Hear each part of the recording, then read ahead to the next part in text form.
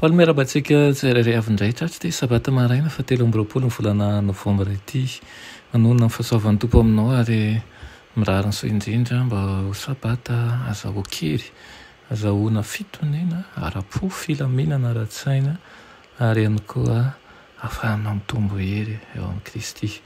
Aloha anderantsika ny amin'ny mofinaina ny dia vavakasika. Tompo Andriamanitra io mbola misaotra anao izay noho ny amin'izao fotoana manokana ahafahana miaraka aminao izao.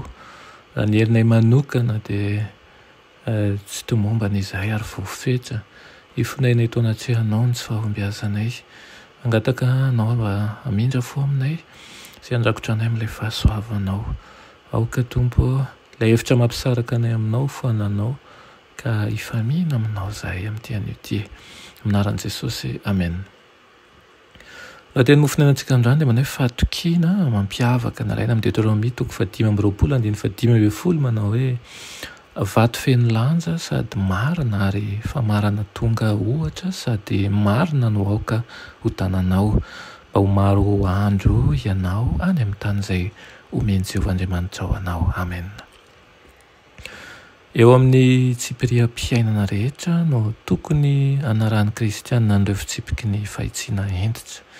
Tsy fitsipika izay mifehan'izao tontolo izao ireny satria isan-tana no mpifehy eto ary ny fitsipiky ny famitahany sy ny fampahoriany ny tena manjaka.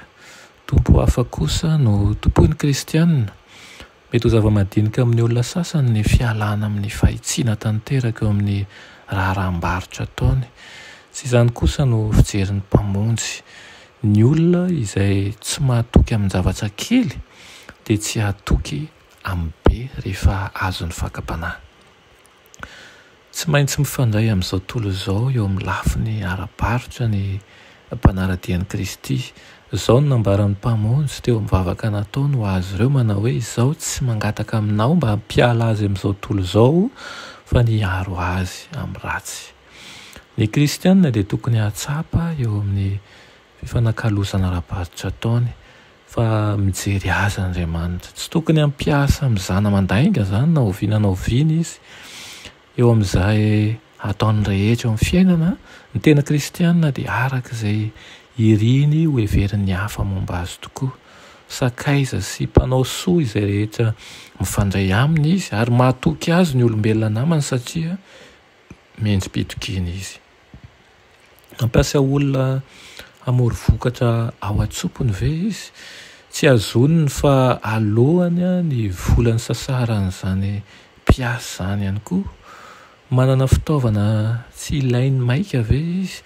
Amaivany ny fahasairana ny rahalahiny mahantra, tsy mitady ny hampitombo ny fananany amin'ny fanararaotana ny toe-javatsarotra mianjady amin'ny namany izy ary vidiny aradrariny ihany no ekeny eo amin'ny varotra ataony. Mety tsy tsara fiseho ivelany ny olona anankiray nefa hotolorana ady izy raha toa malaza ho manana fahitsy-toetra sy marina eo amin'ny raharaha izay ataony. Mahazo ny fitokiny rehetra izay mijoro tsara amin'ny fahamarinana. Tsy ny kristianina ihany no hitoky aminy fa tsy manatsafidy afa-tsy ny hiaiky ny fahamendrea-toetrany koa ny olon'izao tontolo izao. Izany ny iren'i Kristy eo amin'ny fiainantsika. Olon'ny fahamarinana tsy hoe eo amin'ny fiangonana ihany fa olon'ny fahamarinana sy ny fahatokiana eny amin'ny sehatra ara-barotra rehetra, sehatra andavanandro, sehatra iainantsika amin'ny manodidina antsika. Ireny izany mba ho tanteraka amin'ny fiainanao ary raha mbola tsy tanteraka dia mankatany fanahy masina no ro hevitra antsika hatrany. Amen. Toa malala hoe irenay tokoa izany raha mba ho tanteraka amin'ny fiainanay mba tsy hanana sehatra ny ratsy fa aoka ny fahamarinanao sy ny fitokisana sy ny fahombiazana avy aminao rery ihany no hitantaratra eo amin'ny fiainanay. Ampio izahay amin'ny lafiny fivelomana rehetra mba hahomby tokoa ny fanarahana anao aminaran'i Jesosy. Amen.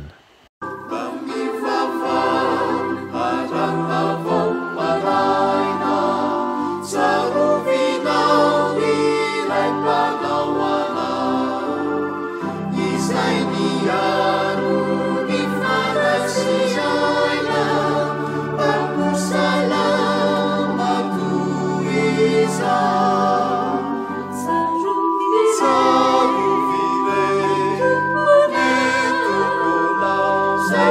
Hallelujah.